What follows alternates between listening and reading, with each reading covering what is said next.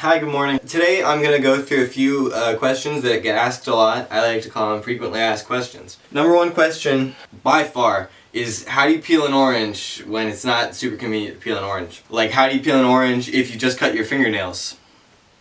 Or if you don't have a knife handy, right? And you're out in the woods. Your best bet is to look around for a park ranger. They're more than happy to help. It's their job to serve and protect you, as well as to protect the environment. And if you ask one of them to help you, I'm sure they will let you borrow a knife or help you peel an orange through some other means. They're very resourceful people. Second question, what ply toilet paper? One ply. I like one ply. You can fold it up.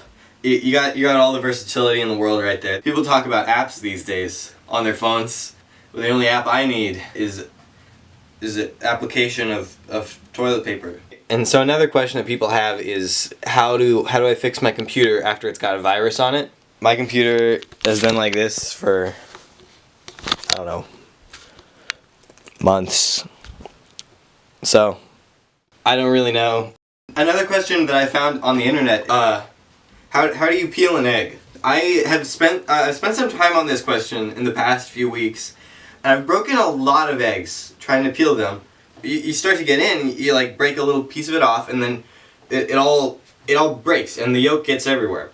Next question that I get a weird amount: how do you draw Mark Twain? Mark Twain is one of America's greatest authors. He did all kinds of stories. He did Oliver Twist, I think.